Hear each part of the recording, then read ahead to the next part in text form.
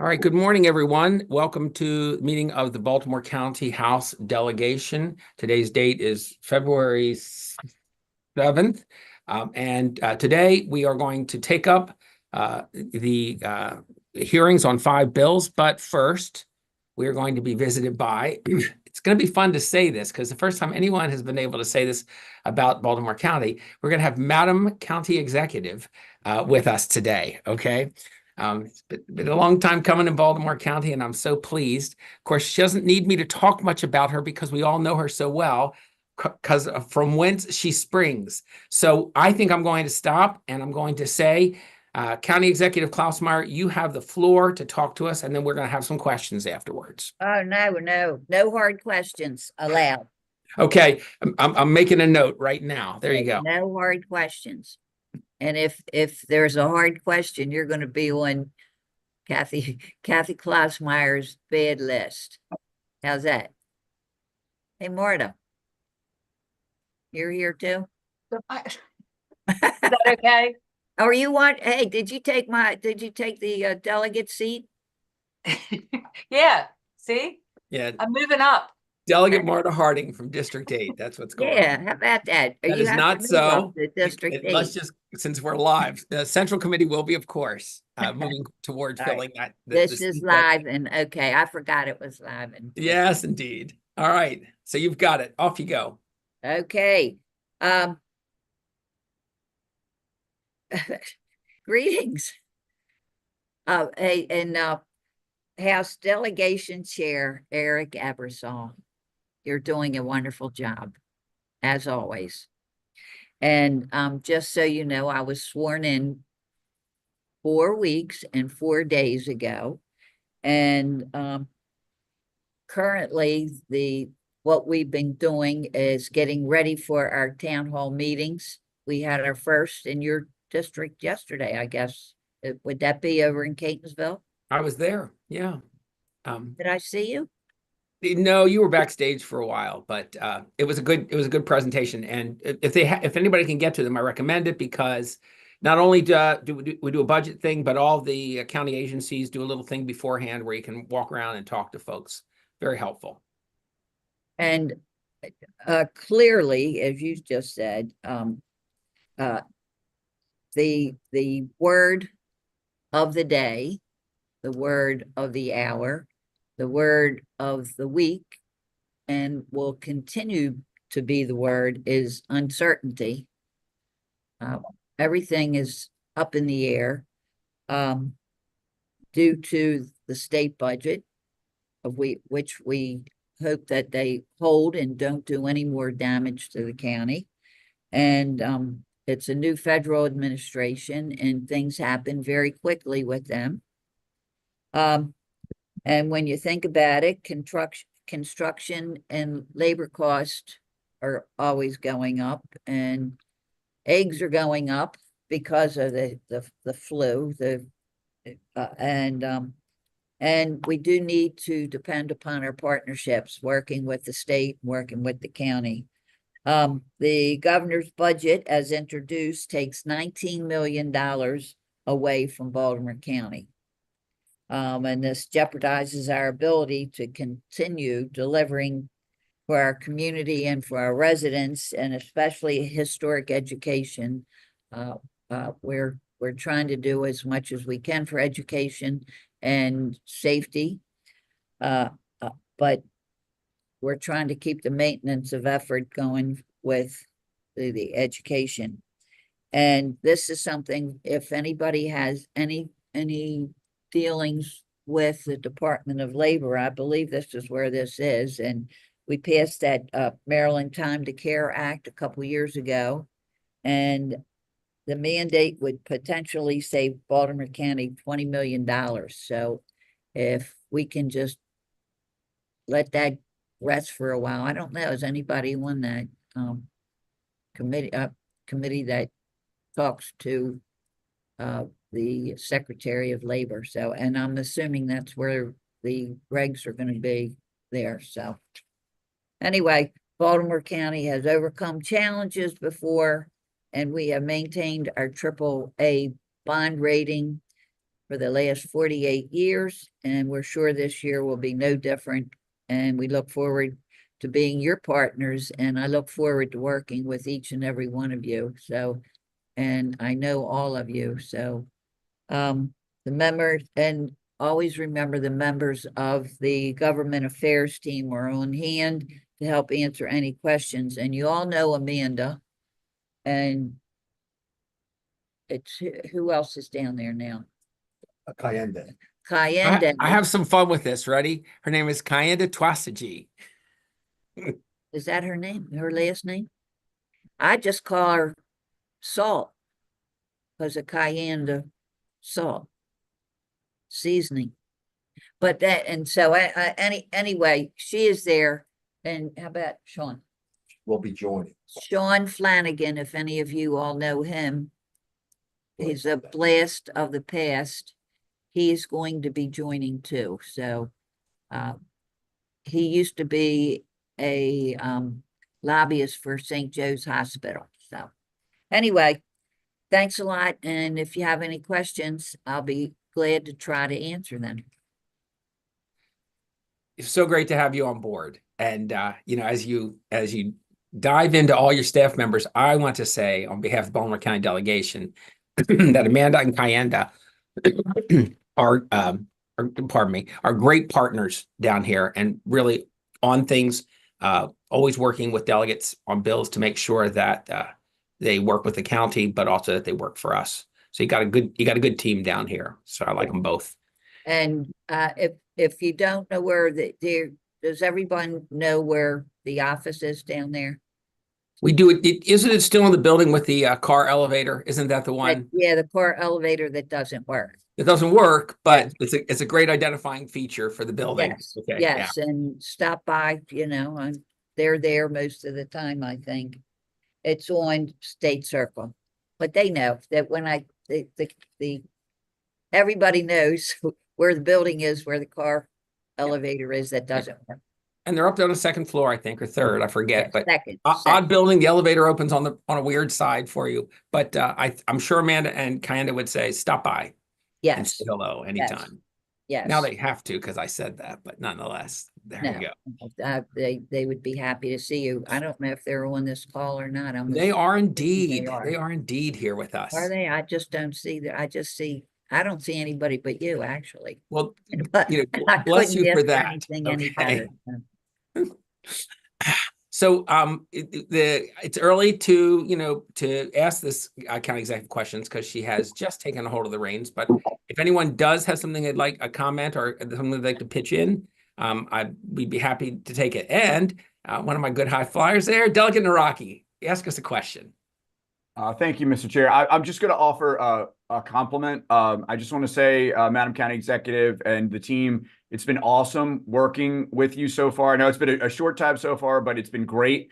You know, Pat is wonderful. Amanda's great. So just thank you for everything that you're doing. The transition's been awesome. And we're pushing, I think, forward on some big projects in Eastern Baltimore County because of, you know, your leadership so far. So thank you very much for everything so far. Okay.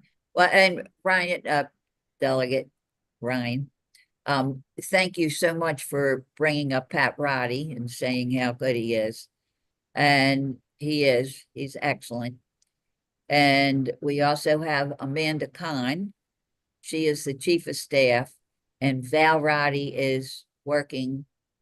And I don't know the titles of Pat and Val, so, but they're working very diligently. And as time goes on, we're really getting our sea legs together, and everybody's got their certain jobs to do, and they're doing a wonderful job. I'm blessed. And let me just say, the entire staff here in Baltimore County they welcome me, and they are just doing a wonderful, wonderful job.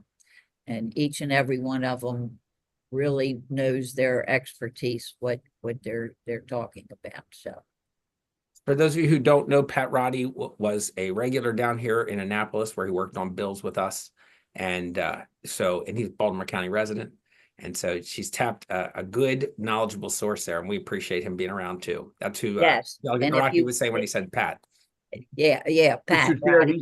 he's a District 7A resident, which is really great. Well, that was, I hadn't looked up his address, to be fair, but thank you.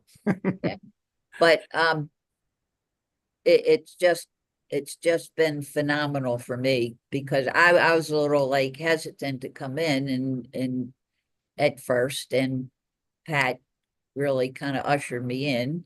And but everyone here working has just been great. So very, very pleased.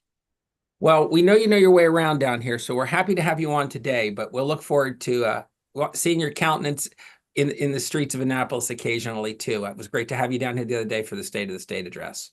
Yeah, So- and don't forget, and please, I know you gave a good advertisement for the town halls, but don't forget, we'll be in everybody's district.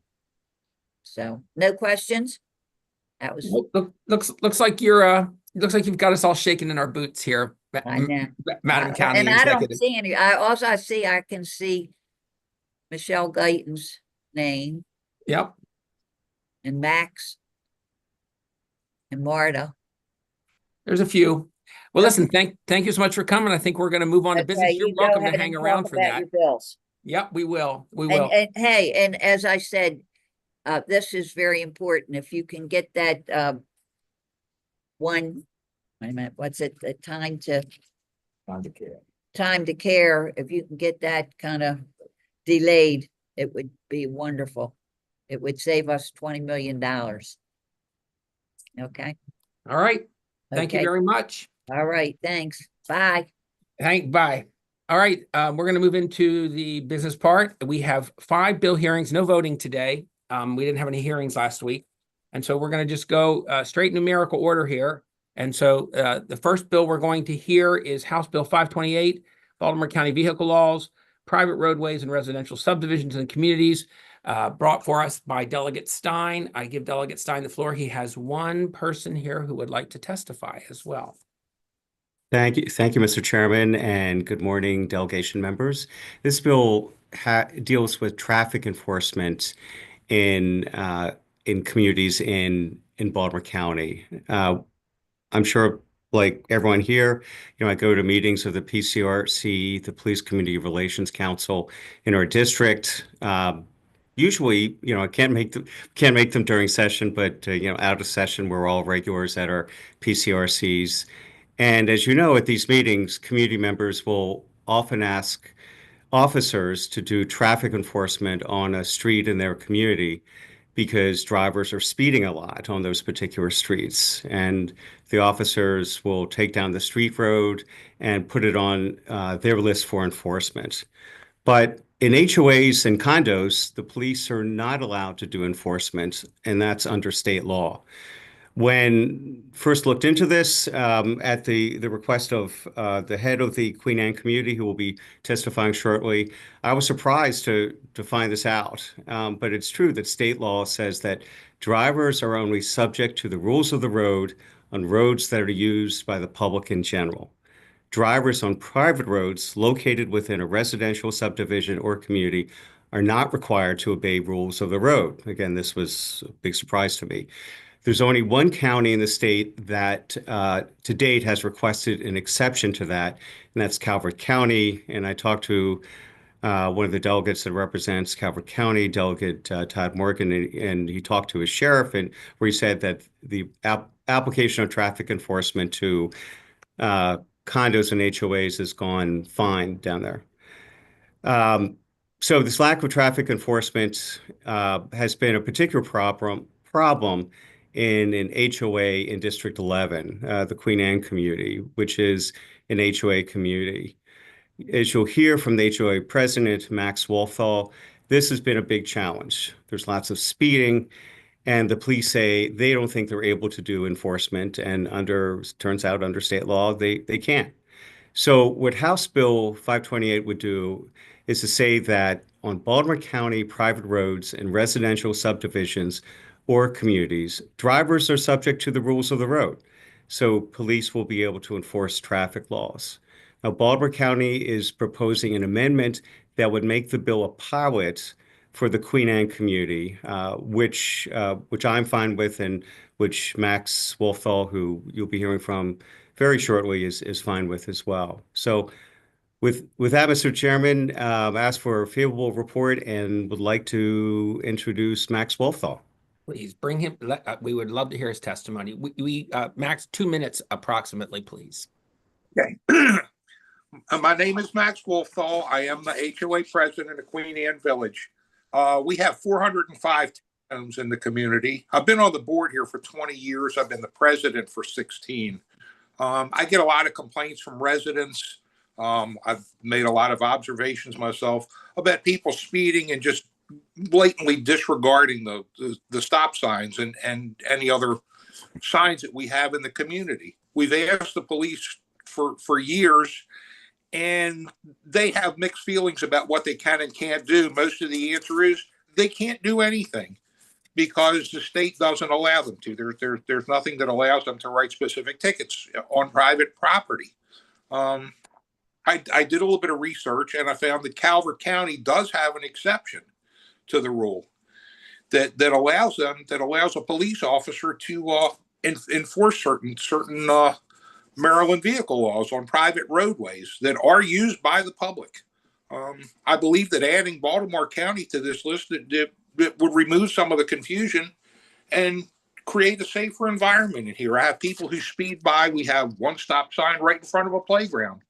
The people in here, they're very complacent. They ignore it. And I just really think that adding Baltimore County to this and Queen Anne as the pilot program, I think this would make for a safer environment for pedestrians and for drivers as well in here. Okay, thank you very much. We have some questions, and Delegate, you can take them, or maybe Max, if you feel like it's appropriate. I see Delegate Carden with his hand up. Thank you, Mr. Chairman, and thank you, Max, for testifying, and it's always great to see you. Delegates, this is a question for Delegate Stein. Does that mean, with the way the rules of the road laws are written, that if, for example, there is a person, an automobile driver who hits a cyclist in a community association and kills him, that the police can't even write a ticket for that driver? Yeah, that's correct. That's my understanding. So, I mean, I would personally, I would be opposed to the amendment, the way it's written, but I understand why the county wants to do that. But it seems to me like, because, you know, I live in a community association where we had to put up these giant humps to slow people down, or their transmissions fall out of the bottoms of their cars. And it barely, and then people still speed, like they try and get up to 30 miles an hour in between the speed bumps. So I love this idea, and thank you for testifying, Max. It's good to see you. Thank you. And you're welcome to respond to that. It wasn't really a question, it was more of a commentary, but if either of you would like to say something to that, I'm open, or we can just move on. The one thing I forgot to mention is we have put in speed bumps in the past, and it doesn't help in here. Okay, thank you. I do see another delegate has a question. Delegate Naraki. Thank you, Mr. Chair.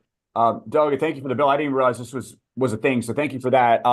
I do have just two questions, Mr. Chair, if possible. How would this affect commercial private property? Would there now be some expectation that the county would have to do something in parking lots or things like that? Not to say that they shouldn't be, but I'm just trying to wrap my brain around what that means for that, Delegate Stein. Yeah, flipping to the actual bill language, it refers to private roadways located within a residential subdivision or community. So that the way the language is drafted, no, it would not cover commercial parking lots. A follow-up to that then, Delegate. What about like in a mixed use area, right? Where you have like where you could have both commercial and residential together? That's a good question. Probably need to get clarification on that. But my guess is that it would apply in that situation. Okay. If there is, sorry. If it could somehow, be deemed at least partly a residential community, then then yes. So two things to that. I think one of the reasons that the amendment's being offered is it would narrow it down for this particular application. And then it would give us time to see if that's working and what we need to do. Charity, I see you lowering your glasses and putting them up. Do you have any idea how that interpretation is correct? If it doesn't have, if it's not amended right now? Yes, I agree. with that. Okay. Perfect. And- That's all I needed from you. Thanks very much. Okay, Dr. Rocky, you got your hand still up and just making sure you're done. I had one other, Mr. Chair, if that's okay. Okay, go ahead then. And then the other question I have, and Calvert County, I guess, would provide a good example of this since they've been doing it for quite some time now. Looks like since 1999, it seems like in the letter there. Does this in any way open the county up, since we're or would be potentially acknowledging some need to police these roads? Does it open up any other I don't know what the right word is, liability, say, for the county in terms of like maintaining roads or sidewalks or things like that, if we're acknowledging some responsibility to these roadways? I'm just trying to understand like what the other permutations it could mean for the county going forward. That's certainly not our intention. They No, would I remain- understand it's not, Delegate. Yeah. Yeah, I mean, and if there's any clarification on that, that's needed, but these would remain HOAs and condos and, condo communities, and I don't think this would in any way take away their responsibility to maintain the roads. It's just when it comes to traffic enforcement that the county police could enforce traffic laws in the community, whereas now they couldn't. Okay. Yeah, Thank you. I don't know if county wants to weigh in on that at all. I like to put them on the spot when I can. So, Amanda, do you have anything you want to add? Thank you, Mr. Chairman. Good morning. Baltimore County Delegation, Amanda Carr for Baltimore County Administration. I do want to clarify that the bill does say police can enforce in accordance with Maryland state traffic laws. That does leave a lot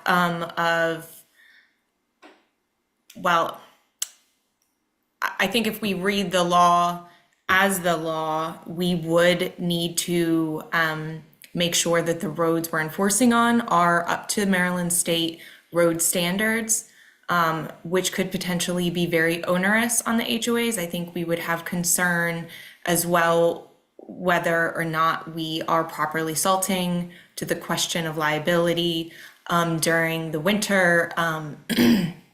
And we would need to stripe and sign the roads. Right now, state law says the lowest speed limit, and Charity, please correct me if I'm wrong, is at 25 miles an hour. Most HOAs and communities have the posting at 10 miles, so police wouldn't even be able to enforce at that. So we would need to re-sign some of these communities, and for that reason, we did request and are very grateful to Delegate Stein, who has worked with us on this amendment to make this a pilot program for this specific community. Neither the county in these fiscal times can bear the cost, and nor do we want to put the cost of bringing up private roads to state road standards. So with that, we would respectfully request that we support the bill with the amendment. And we're happy to revisit it. Thank you for weighing in. I'll add that, this doesn't guarantee that the police, and more than they will on any other road, that we can order them to enforce. It just means that it says they may. And so that's an important distinction as well, I think, in this one. Delegate Stein, are you agreeing, or you want to say, there you Yes, go. no, I am agreeing. I Thank thought you. maybe just waving to me, hey, that's great. Yeah, I appreciate your comment. So the wave is partly for that, but then also I just want to say, to the extent that there's any inconsistency with this speed limit posted in Queen Anne and the lowest speed limit in Baltimore County, where and Max can confirm this, Queen Anne would be fine with adjusting the speed limit to what is the minimum under county law. Because right now, I mean, whatever is the speed limit in Queen Anne community, it's not having any deterrent effect. Folks are not slowing down. So if we need to move it from 15 to 25 miles per hour, or 20 to 25 miles an hour, that's fine, because we feel that it's availability of police enforcement of the rules of the road, that will slow people down. Okay. Thank you very much. I don't see any other questions. We'll take this bill up next week, along with the amendment as has already been suggested. That'll be posted. I think we might have the amendment up already. Do we have it in hand yet, Delegate Stein? No, I'm sorry. Okay. I need to get the language to Charity, which I'll do this morning. We do have And it appears we do have a that draft amendment. it will put in the Google Drive for next week's meeting, and you can take a look at it, anybody who wants to see it. All right, that concludes the hearing on House Bill 528. We move to House Bill 562. This is originally titled a Republican Party Central Committee elections bill. I give Delegate Long the floor on this bill.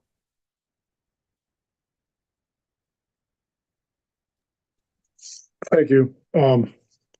This bill was brought forth, we brought this forth to deal with the reconsideration of the reconfiguration of the county council. We're moving from 7 members to 9. And we're going to also change the number of representatives for each councilmanic district from 4 to 3. And that's why this bill was brought forth, to make sure that we address the new issues with the new county council. Thank you. Going from 7 to 9. And as this is largely a partisan decision, I'm going to ask you if you have the general agreement of the members of the delegation that are in the Republican Party on this. Yes. Excellent. I will add that this caused me to look at the law, and I discovered that the Democratic section was out of date and needed some technical corrections. And so I'm going to offer an amendment that will correct the Baltimore County Central Committee to mirror what is actually happening right now. That with some district changes, the district changes were not reflected in the law. And so we are going to it's really an update, and it's exactly in line. We're fortunate to have not only a delegation administrator, but also the vice chair of the Central Committee. We worked on it together to be sure that it was accurate. So without it, I don't believe anyone in the Democratic Party would object to it, since it reflects current practice, doesn't change anything. So I'll be offering that amendment along with the bill next week when we come in to get everybody in the shape they want to be in. Thank you. Yep. And I think I've shared that with you, so you could just at least see that we weren't tinkering with your end of the bill. I was a little uncomfortable with commingling. I would say if we do this, this is a great moment of bipartisanship in this delegation. Okay, so there you go. A moment in history. Anybody have any questions on the bill or the amendment that I've at least suggested? And that amendment is already posted, by the way. Okay, seeing none, that ends the hearing on House Bill 562. We now move into the 3 of the 5 bills, alcohol section of the bill hearings. We'll start with House Bill 746. This is alcoholic beverage licenses transfers. This is sponsored by Delegate Guyton. And Delegate Guyton, you have the floor. Thank you so much, Mr. Chair. If I can interrupt, it's great to see your face. Okay, we haven't seen it for a day or two. Thank you. I know. I hope you can hear my voice. I'm trying. But thank you so much for your forbearance. Yes, this is a simple bill, and I want you to hopefully support House Bill 746. This delegation passed legislation 3 years ago that authorized on-premise alcohol beverage licenses to be transferred from a district that's oversaturated with licenses to those that are undersaturated, right? This bill extends the 3-year sunset of that legislation. And it's in exactly the same posture as the bill that we passed before. It has all of the same restrictions, including that all of the transfers would require the approval of the Baltimore County Liquor Board. So this business friendly bill has worked really well. And so I'm asking you to support another 3 years of being able to transfer those alcoholic beverages licenses from areas that are very oversaturated with them, meaning that they have more than they're supposed to based on population, to areas that are saturated. Excuse me. Thank you so much. I'm happy to take any questions as long as I can talk. We have a couple of people who I would consider to be part of your panel. So we'll let them go first before questions come. Okay. We have Marta Harding, online. And Ms. Harding, you have the floor. Good. Yes, thank you, Mr. Chair. Good morning, everyone. Appreciate the opportunity just to express the support of Diageo and its Open Gate Brewery tap room in the county for the bill. As Delegate Guyton explained, it essentially brings forward the same legislation that you passed in 2022, just extending it, same terms and conditions for another 3 years. Going forward, in short, we think the bill supports local businesses by allowing licensees in oversaturated districts to reach a broader market of interested buyers in other districts that would qualify. I just also wanted to just mention that in the recent few days, we've been working with the Licensed Beverage Association on and as we've mentioned to the sponsor, a potential narrow amendment to the bill that Open Gate Brewery would support. We're not quite there yet. We'd appreciate just having a few more days to continue to work with the licensed beverage folks as well as the sponsor on the potential amendment, before the bill is voted, and so that we can come back to you to present it if we're able to get there. So with that, we just want to express our support for the bill and ask for just a few more days to see if we can figure out a small amendment to it. Thanks. And for those of us who like to drill down, the sooner you can get that amendment to us, the sooner we will put it up on our Google Drive so that curious eyes can study it. So Understood. we'll be looking forward to getting it. And this is said as soon as possible, but possible is the operative word there. So thank you. We understand it's time sensitive. Thank you, Mr. Chair. We have our resident overlord of liquor bills that understands them beautifully. Jack Milani would give you a minute also. Jack Milani on behalf of Baltimore County Licensed Beverage. We have been working with Marta and with Delegate Guyton, and we will figure this out in the next 3-4 days, get the amendments done. And I think we're pretty close, and hopefully we can get this over by Marta Wednesday, maybe. Thank you. Nod her head. If she's not on your screen, Yes, I can I'm see. sorry, I'm there. Yep. That absolutely. All right.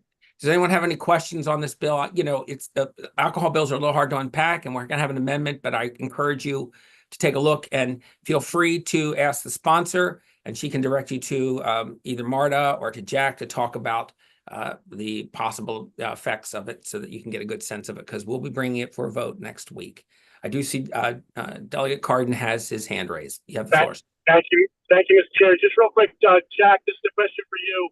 How many licenses have been transferred since we passed legislation 3 years ago? 4 of the 5 have been transferred, and I understand the 5th one is in the works because I think the sunset is in May, and I know there's one that should be filed within a week or so. So all 5 will be used. Great work. Great. Thank you. Good news, Mr. Milani, you have Delegate Cardin's check mark on that. Well done. Sorry, I don't know why I'm feeling a little. Delegate Phillips, you have the floor.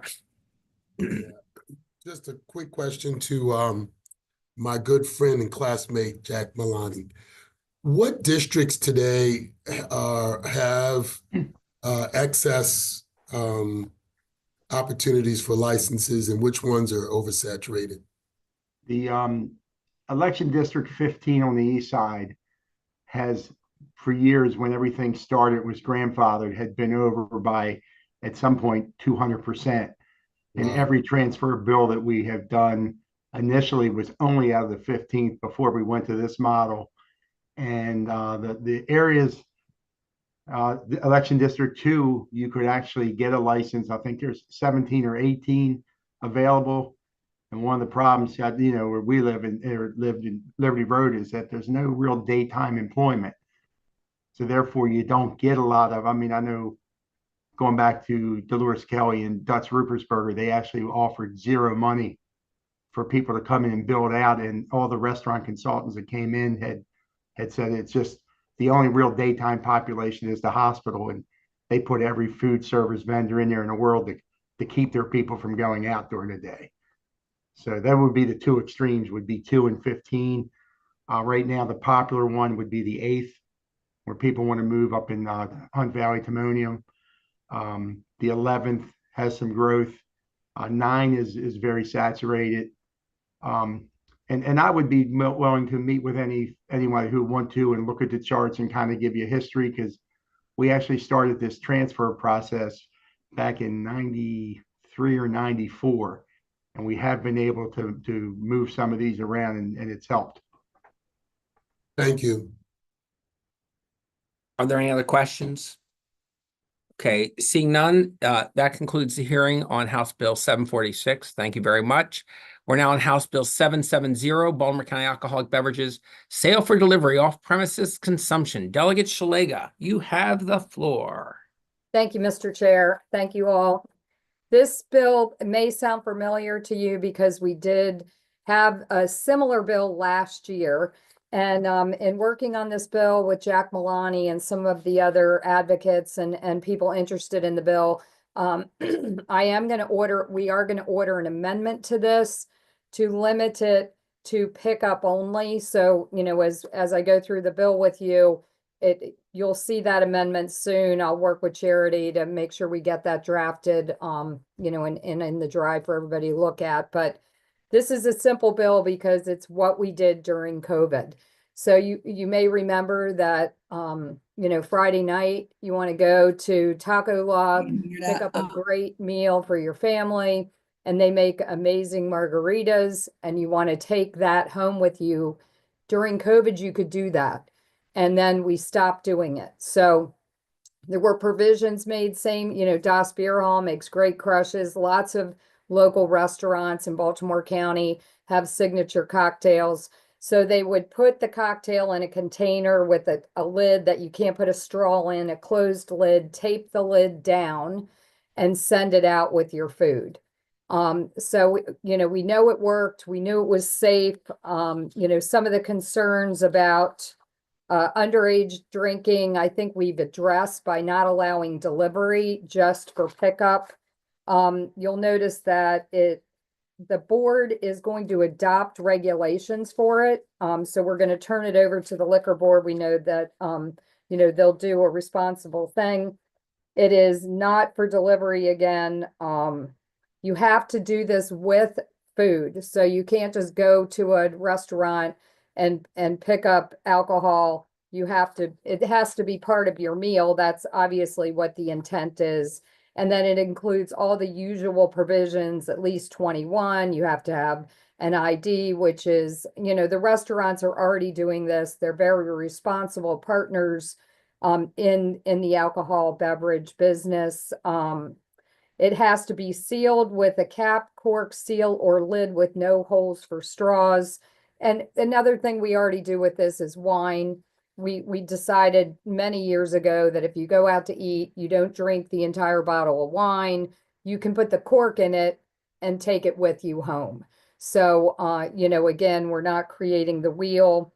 And finally, at the end of the bill, it says they may limit the quantity of alcoholic beverages that may be sold in a single transaction. So again, we're going to put it back to the board to make some reasonable regulations on this. And, you know, I think it's going to be a win-win for everybody, for the restaurants and for those of us that, you know, like to pick up a nice carry-out meal and have an alcoholic beverage with that when we get home. With that, I'll turn it back over to you, Mr. Chair. Thank you very much. And as before, if you, as soon as the amendment is kind of ready for people to look at, if you can give it to us or give it to John, we will put it up on the drives and we'll start to let people have a look at it to see what it does and what it doesn't do. So thank you. Thank you very much. Thanks for bringing the bill. Anybody have a question on this bill? I don't see any hands up.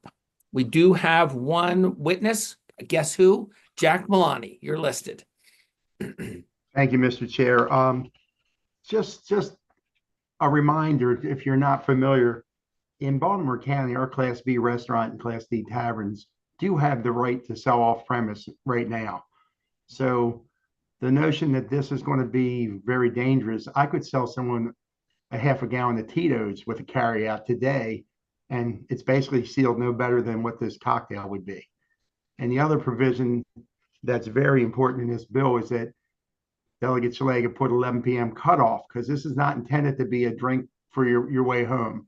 This is supposed to be when you order food and you're done, you leave. It's not supposed to be come in at 5:02, order some fries and ask for 2 cocktails to go. So I think there's some safeguards that luckily she put them in there. She was thoughtful of that.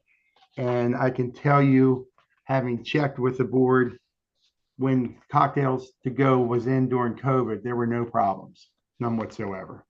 Thank you. Thank you. Are there any questions? Okay, seeing none, that ends the hearing on House Bill 770. We now move to House Bill 987, Baltimore County Alcoholic Beverages. These all started with the same 4 words. Distance from the place of worship restriction exception. And this is Delegate Mangione. Sir, you have the floor.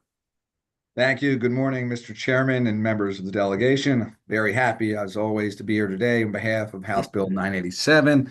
I want to say I really appreciate Delegate Kathy Forbes, her help on this bill, and of course you, Mr. Chairman, for the advice when we met to try to help navigate the best way forward with this bill. So it's very nice to have Democrats, Republicans working together on this legislation, and one that I believe will have a very positive impact for our community. We all know the Towson area, I'm sure, the community, which is home, of course, to our Baltimore County government. We just had the county executive one. As many of you are also aware, I'm sure, is that the Towson Business District, as well as many others, in particular with office buildings, has suffered greatly post-COVID. That and with other factors, it's really had a dramatic impact on businesses across our area, especially in downtown Towson. And Towson is the hub, really, of Baltimore County. And I might also add, of course, that I grew up in Towson, went to high school in Towson, and then Towson University, and much of my family resides there. So I love Towson. HB 987, it calls for a modest change relating to a liquor license for an establishment within 300 feet of a church. And the establishment, just a couple of the dynamics of the bill here, it has to be located in the Towson Commercial Revitalization District. The establishment is located in an office building that is at least 100,000 square feet. The establishment previously has had or has a zoning classification of BMDT by the county government. The place of worship has to consent in writing to the issuance of the license. The license applies to a restaurant, and the license is not a Class A license. And for the record, we are working on a number of amendments with Mr. Milani, who I know is on the Zoom today, which we think we're going to be able to come to a agreement with, and we'll get to that later if there's more questions, but let him speak. But we've taken great care, I want to emphasize this, to draft this bill in what I believe is the appropriate way to produce, the proper collaboration with our local community. I'm very pleased that we have the submissions, including statements from the church, the church that is in the distance, the Baltimore County Council person representing Towson, which is Councilman Mike Hertel, and the Towson Chamber of Commerce. And all of us who serve, we again believe it's important to have local support for any liquor bill, all the bills, but the community and elected leadership, of course, must be involved. I'm very happy to say that House Bill 987 has been crafted again in a way that will hopefully start the process of solving a challenge for downtown Towson. It is narrow, it is focused, and it's the bill simply offered to provide an opportunity to help bring more economic development in Towson at a time where I believe it's really needed. So thank you for your consideration and support of House Bill 987. And thank you, Delegate. Thank you for bringing it forward. I have 2 people listed that would like to speak on this. First, we have Mr. Wayne Gioioso. No, too many I's in there, but I'm close. It just the accent snuck out. I had practiced it. I promise you, sir. And welcome. If you say it, please say it. We take out some of the syllables. It's say it for us. You have to work on your Italian. Wayne Gioioso Jr. I was over close. Yeah, a little bit. Yeah. Okay. So just about 2 minutes, please, if you could, sir. Yep. So I have a brief statement. Good morning, Mr. Chairman, members of the Baltimore County delegation. My name is Wayne Gioioso. I'm the president of Mid-Atlantic Properties, headquartered in Towson, Maryland. I'm here today to enthusiastically support House Bill 987. I'd like to thank your colleagues, Delegate Kathy Forbes and Delegate Nino Mangione, for their support and work on this bill. I grew up in Baltimore County. I still reside in Baltimore County. All of my children are in Baltimore County. I went to school in Baltimore County. Growing up, I went to Towson Plaza in Baltimore County. All of my first jobs were in Baltimore County. I used to drink in Towson when I was a teenager. Remember that, Jack? It was 18 back then. And so and my business is currently located in Towson. So I have a passion for redeveloping old buildings. And just as one anecdote, there's a local business, Averly Farms, local guy who started Averly Farms Coffee, and he has his operation in Baltimore County out in Timonium, and he needed a retail location. Long story short, there was a building, some of you may remember back in the day, the Towson House Restaurant on Chesapeake Avenue, where everyone used to meet for breakfast. It was vacant for over 20 years. It was owned by M&T Bank. And long story short, I'd been trying to buy it for years. I ended up working out a deal to buy it from them. I was just going to renovate it just to make it look better. I didn't have a tenant, but I'm very passionate about Towson and have invested quite a bit in Towson and wanted to just make the building look better because I was tired of looking at an old storefront. Long story short, I worked out a deal with M&T Bank, bought the building. We ended up doing a deal with this young entrepreneur. He moved in Averly Farms Coffee, and they're probably every bit as busy, if not busier, than a Starbucks. It's just an amazing place, and it's been great for the community. And I've many anecdotes like that about little things that we've done in Towson to upgrade the community. So this particular bill is for a Class A office building, which is directly next to the county courthouse. There's no other bar, restaurant type establishment within several blocks of there. And we have an opportunity to bring a really first-class establishment into Towson. We've got support across the board from the community, from the politicians, from the as you heard, the Towson Chamber of Commerce.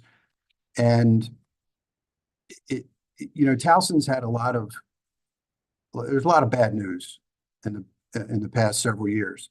I mean, in the past 2 months alone, I think we've had 3 restaurants close. So we could all use some good news these days, obviously.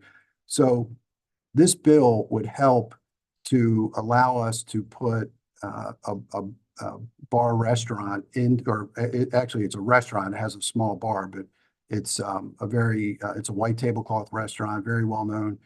And if we could do that, I just think it's just good news for Towson. I believe it would change the momentum of Towson and the bad news that we've had lately. I think that this is an iconic Mr. restaurant Gioso, chain. time flies when you're Oh, sorry. testifying. Okay. If you could just Anyway, summarize. thank you very much. You Appreciate your support. you can have a sentence of summary if you want to, real quick. I don't want to cut you So off. I think I enthusiastically support it, obviously, but I think everybody that we've talked to in the community, and particularly the real pearl of this is it's next to or near a church, and the church is enthusiastically supportive of it. They love the idea. They would be willing to come testify. They wrote a letter. So thank you very much. Thank you, sir. And we have I have a little trouble with the name, but I think it's Jack Milani also online to testify. Thank you, Mr. Chair. First, let me just say that we have been talking, Mr. Gioso and Alex Cern, his son-in-law, legal counsel. And I will say that Wayne, I think, has learned about what we're concerned with are unintended consequences, because I have no doubt what he wants in there is a first-class restaurant. So we're just trying to make sure that we protect so that we don't get the unintended consequences, because he and I had some conversations about a problem place in Towson, and he made a point of saying that's not what he wants in his building. So I think we're working towards this in the right way. Just some history. The first time we granted an exception for people near a church was in 2017. We created the Class B service bar commercial revitalization district license. And we're trying to find something that is close to that doesn't go too far from that. And I think some of the things we're talking about is the size of the bar, the on and off sale. I think most people by now may know that just because you're a restaurant, you're still entitled to 20% of your square footage for packaged goods. And I know that's not Mr. Gioso's intent, but we just want to make sure it's buttoned up in legislation that if he ever sells that building, that they would realize that they can't do certain things. The other thing that we would want to talk about with the sponsor, and I know Nino, their Delegate Mangione, I know your parents, and I know the churches, you know, if you don't do anything that helps the church, you probably won't be able to go to Sunday dinner, but we do like the 100-foot rule, because what we're afraid of is sometimes we don't want a church to be in a position where they're being lobbied by a developer or a real estate owner, because, well, I think some developers do things really well, others don't. So if we could somehow put the 100-foot rule in, I think it's great that the church is for it, but our concern, and Delegate Mangione, I know I was a Catholic boy too, and I know, you know, when your parents weigh in, it's tough, but I just don't know that we want to put the churches in that position. So we would look at that 100-foot, which I believe Mr. Gioso's son-in-law has measured, they would still qualify. So, okay. So I think all we're trying to do is just some cleanup, and hopefully, and I know Mr. Chair is going to ask the question, but hopefully we can have amendments done by the middle of the week. How dare you ask my question for me, sir? I knew it was coming. I knew. Yes, and you know, I will point out that you know, you can work with a sponsor on an amendment, but if somebody else is interested in an amendment, that they can too work on that. I would encourage you to talk to the sponsor, but you know, if you have particular interest here, it's not limited to sponsor amendments in our case. So just to clarify that, but if we have an amendment, that would be great. Thank you. Mr. Chairman, if I can just add, Certainly, sir. Thank you very much. Just for the record, we are in conversation in our office with Jack, and we are working on a number of amendments. So just so the body knows that. Magnificent. That's really good news. Are there any other questions on? I do see one. Thank you, Delegate Forbes. Please, you have the floor. Thank you, Mr. Chair. I feel the need to weigh in because this affects my district, and I want everyone to know I've signed on as a co-sponsor, and I think with Jack Malani's institutional knowledge and expertise, we're going to come to some amendments that can make this bill acceptable to our delegation. And I thank Mr. Gioso for his investments in Towson. Delegate, can I respond? Does institutional knowledge mean I'm old? Is that what that means? Nobody says it to me, Jack. I don't know. I'm just saying. Okay. Thank you. And it's good to see this delegation working so well together. It was respect, Mr. Malani. Thank you. Yeah. Mr. Chair, that's what everybody tells me too. Delegate Carden's going to get in on this. Go, sir.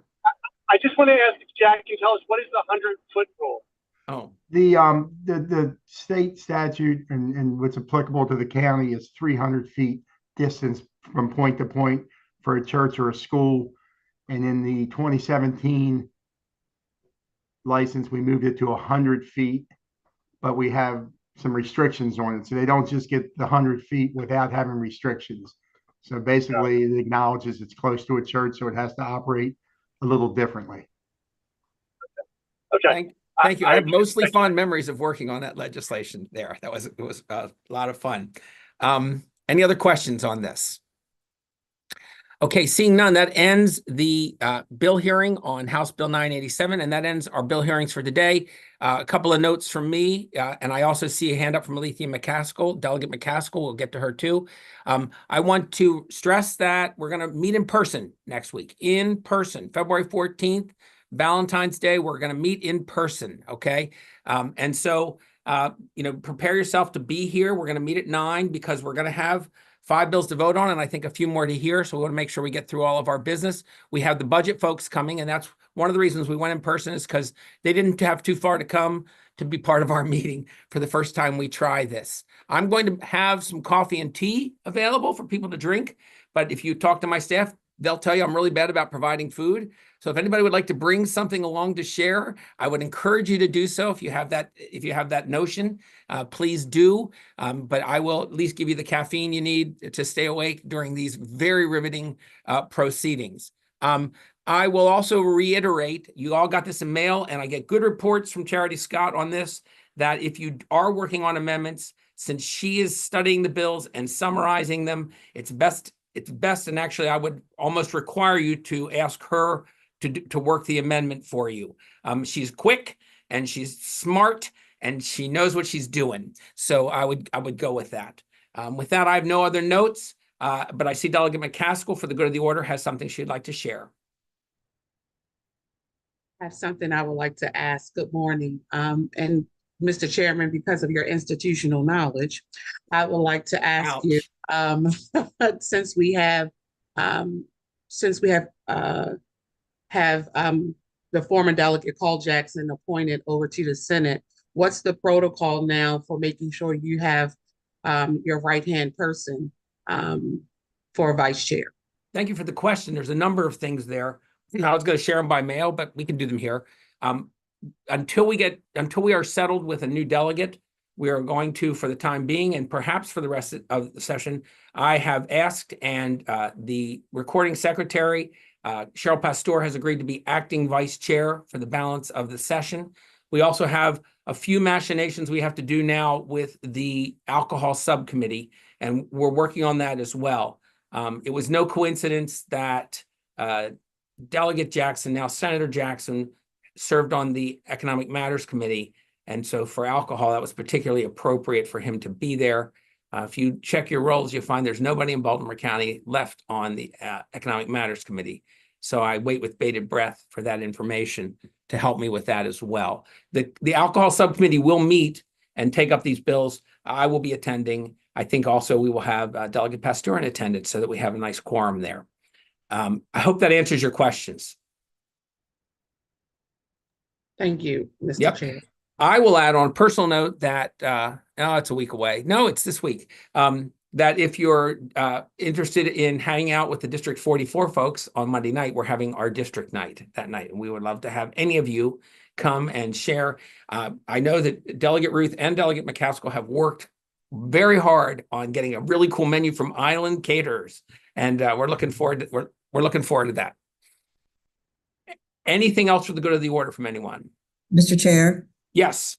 We also have somebody coming from the Office of People's Counsel to talk about energy prices as well, energy rates. At our district night. Well, you know, that just goes to show you how much work I did helping to set it up. I didn't know that. Thank you very much. They have done yeoman's work on this to get our district night off the ground, and I appreciate them as my district mates. Anyone else for the good of the order? I'm rambling a bit here, so I'm going to say we're adjourned. I'll see you in room 170 next week, 9 o'clock.